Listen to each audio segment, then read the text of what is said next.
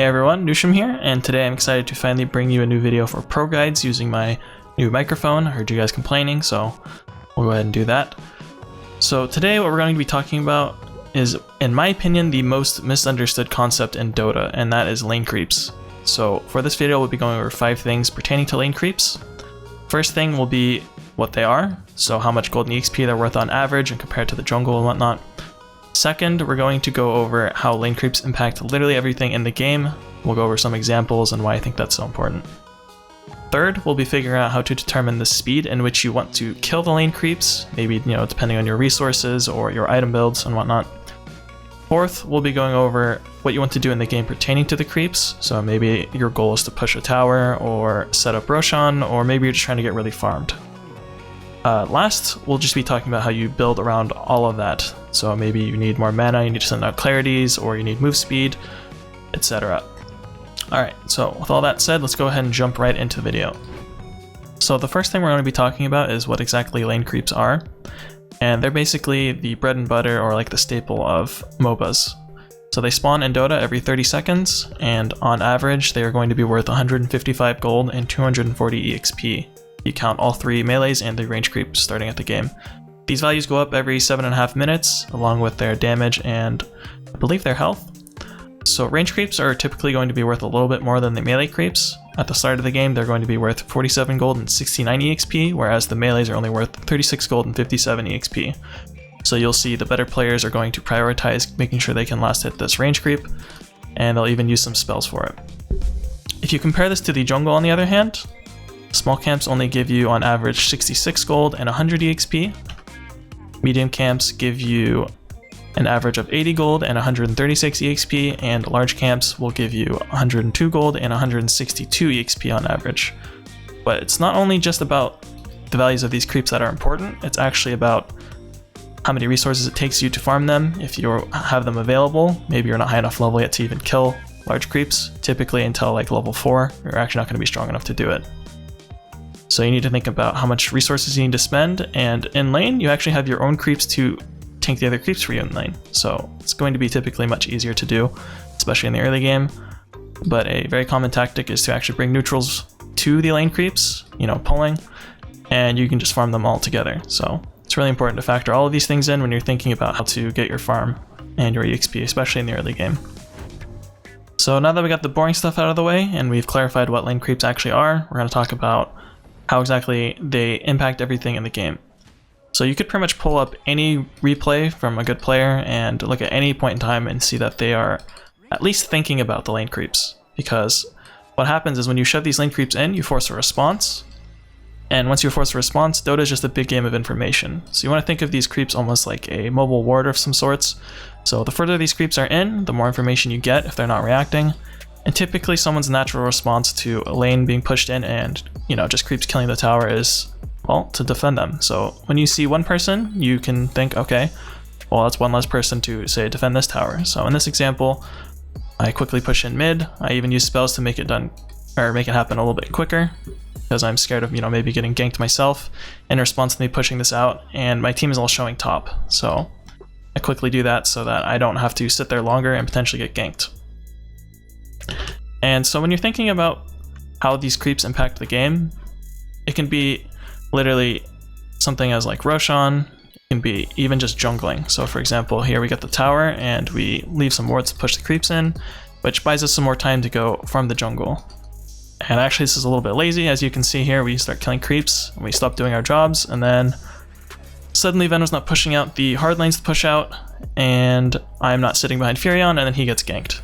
So again, just a little bit to show how lane creeps actually tie into everything in the game, and someone might think, this Furion's feeding, which, I don't know, maybe he could have backed up or whatever, but I do think we're not doing our jobs correctly, and me and Veno, after getting this tower, got a little too excited, and we get distracted by killing the jungle instead of the lane creeps. So just a little bit of an example of why lane creeps are much more important, in my opinion at least, than killing jungle creeps.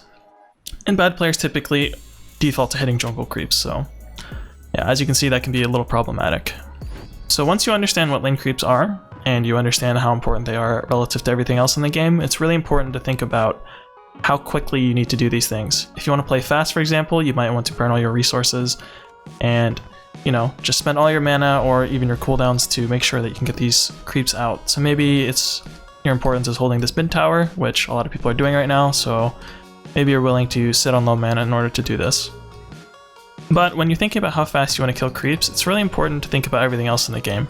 At the end of the day, it's not just lane creeps that matter in Dota, so you need to factor in, for example, if you're Lina and your ultimate is up and you want to go get kills, you need to think about, okay, I need to add how much mana I need to get a kill. So you would, you know, add together your Yules with your Laguna Blade and all this, so you can make sure that when you're ready to fight, you at least have the resources to do so and you didn't waste it all to push creeps out.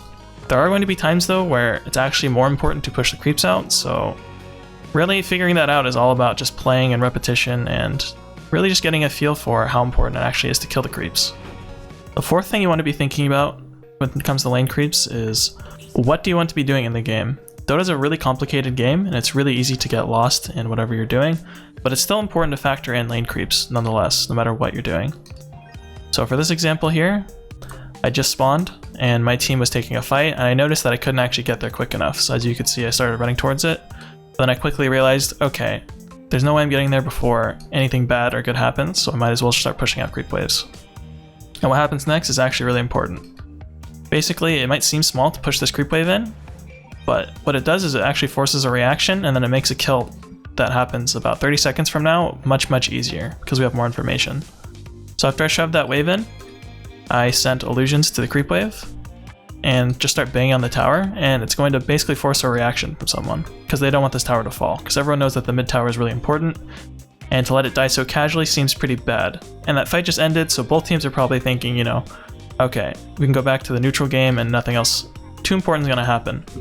So Lina steps out here, and I'm able to just go on her without much really happening. And I feel like this is all really possible mainly because of this mid wave pushing in. And the same goes for this Huskar even showing on this wave. As you saw, he was here farming the jungle, and I'm assuming as soon as he saw us show bottom, he felt a little bit more safe to go in and push that wave. And he knows that his farm in the jungle is about the same as these lane creeps, but it's more important to push this lane out. But I'm assuming the only reason he wasn't doing it before was it was probably a little risky, and as soon as we show, he knows, okay, I could just go kill that creep wave.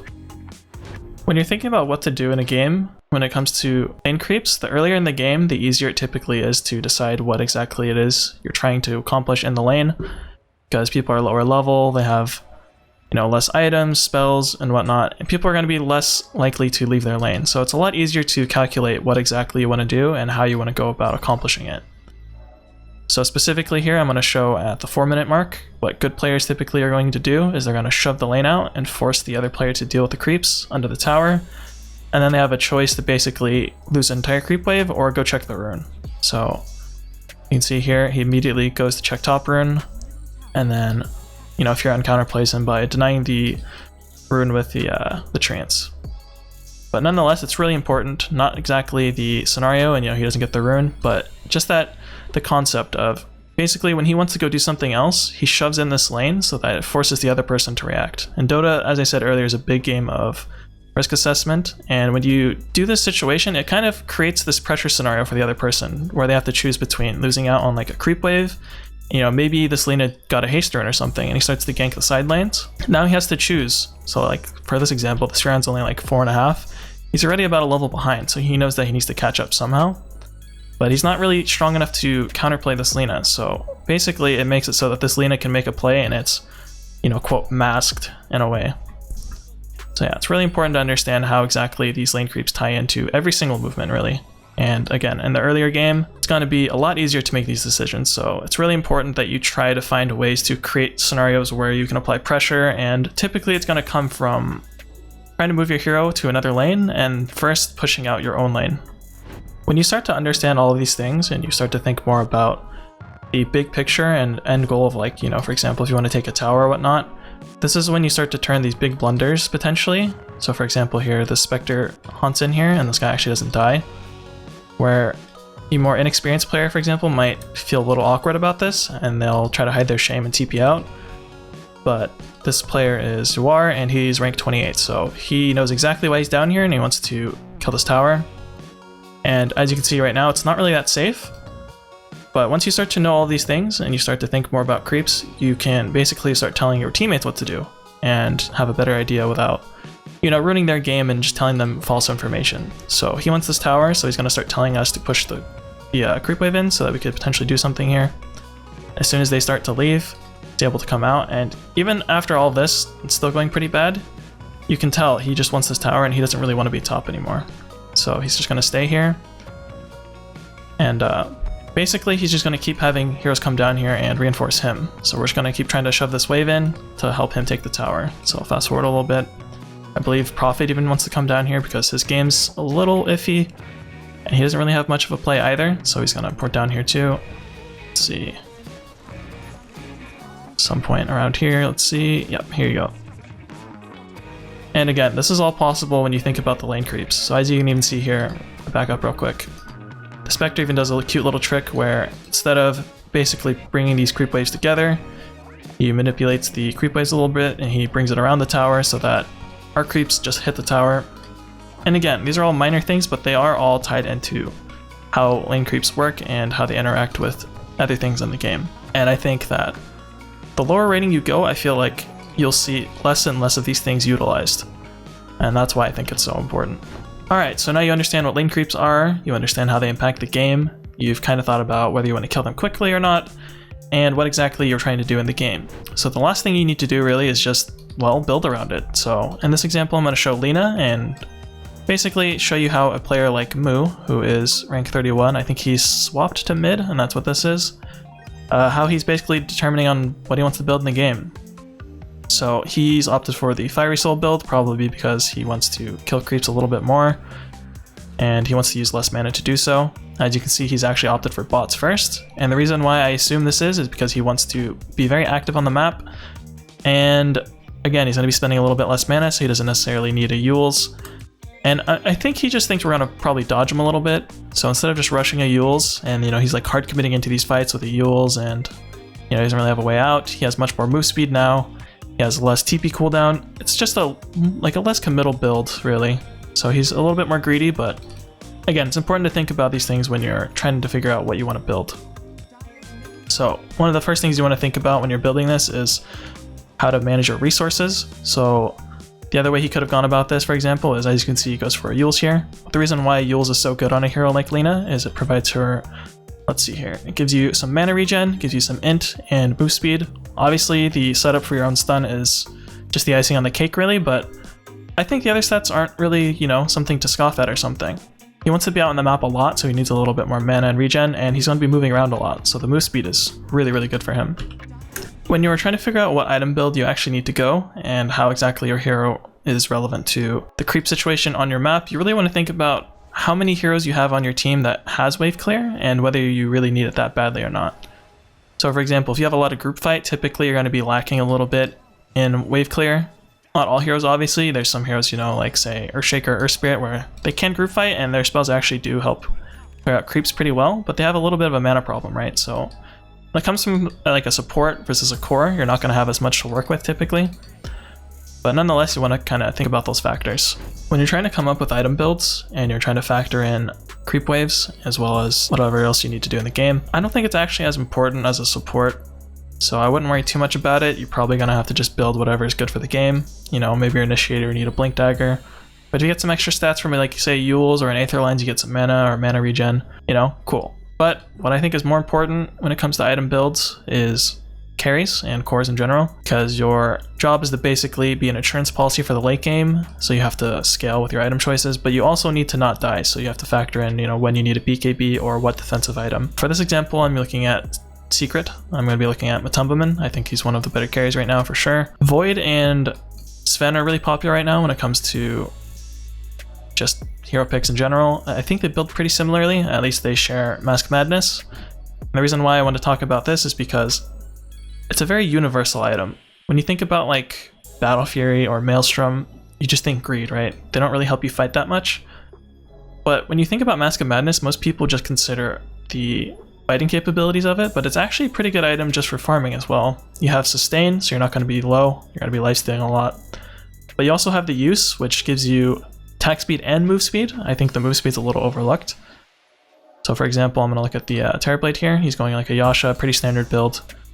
But yeah, like Yasha and drums are pretty popular right now on heroes like Terrorblade or Spectre, and I think people overlook the farm aspect of it a little bit. So I just want to talk about that. So now that I've talked about all the points, I wanted to go ahead and just sort of show an example where it's like a melting pot of all these ideas, where you can kind of see where in a game that low rated players might just see like a disadvantage in getting pushed. They might not look for these angles to find opportunities on the map. I just want to kind of paint this picture of like a desperation game where it should have been a quick loss if we were, well, lack of a better word, shittier at the game.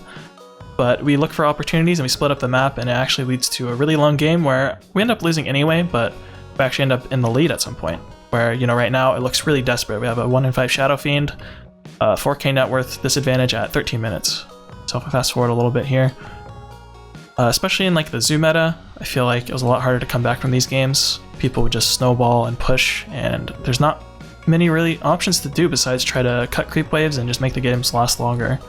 Pretty brutal.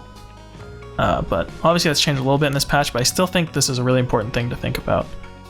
So instead of just dealing with their push head on, we're just trying to cut creep waves, as you can see here. It's still looking pretty desperate. Our Bat Rider gets killed, and well, at this point we need to just walk away, right? So at this point, Jenkins just starts farming his way backwards, trying to get as much efficient farm as possible, even TP spot, and just leaves this to us to deal with on our own devices. So even knowing that Wraith King's not here, from killing these creep waves, basically they've overcommitted, and now they've realized that they can't actually do anything, and they start to back up. And now Furion's caught out at a position, and we get a kill in a game where, honestly, I feel like we have no business even having plays. So suddenly it goes from this desperate game to where we actually have plays now. And I believe from here, it's more or less the same thing. So as you can see here, they back off. I'm just holding this tower. You just limit their play options, right? Because without creeps, and again, not to sound like, what's the word? A broken record or anything here. Just talk about creeps, you know, like speed Dota, oh, kill creeps. I think it's actually that important though, because, you know, without creeps, there's backdoor protection, and with backdoor protection, it's really hard to push, especially earlier in the game. You don't have the tools to do that. So again, here, I'm just holding the tower, and I force the PL to go bottom. Because basically, he's just sitting up here, and he feels really bad, right? He can't actually get the tower. He's just standing there, and he's not getting any efficient farm. So the longer this game goes, he runs this risk of Wraith King getting really farmed with the Midas. So as soon as he splits up and shows bottom, we recognize that and we jump him immediately. And now it goes from a game that felt really desperate, where more inexperienced players might just accept their loss and try to defend head on. Now we have plays going on. Now we have kills where the game actually feels playable. And I believe, without actually looking at this replay anymore, I think this game stays the same way even though we're getting kills and stuff, but it's important to understand that we turn a game that looked really bad. Somehow we end up getting a lead at 62 minutes and we lose anyway, but again, I think it's just really important to show that there's angles to find ways back into the game where it's typically not going to be from just running into the enemy and fighting them, especially when they're stronger than you. Even in like, I don't know, the 2k bracket, 8k bracket, it doesn't matter. People are not that dumb. It's really easy to click Blink Dagger on 5 heroes because you're ahead by 2 items, you know, and just press Echo Slam or whatever. So it really doesn't matter what rating. I think this applies to literally every game, pro games even. You'll see like some teams will get really desperate and they'll just sit in their base and they'll just be crowded in there and just a huge farm disadvantage. And eventually, you know, they get pushed with like 30k net worth disadvantage. But the better teams, you know, like Team Secret and stuff, even if they lose the early game or the laning stage, which, you know, it's bound to happen. Dota gets played. Sometimes you lose, sometimes you win. They'll find ways to claw their way back in, and typically it will come from lane creeps. And again, not to sound like broken record, but I do think it's actually that important. Okay guys, so that about does it for this video. I'll wrap things up here. Hopefully it wasn't too confusing. I hope it lived up to the clickbait title. I know that people might think I'm overrating it a little bit, but I do think creep waves are that important, and I don't think people really understand what they're doing. So hopefully this helps you. Maybe learn a thing or two and you'll win some games from it. As usual, make sure to like, comment, and subscribe. Helps a lot with the channel actually, more than people think, especially with the YouTube algorithm, so make sure you guys go ahead and do that. And that's it for this video. I'll see you guys in the next one.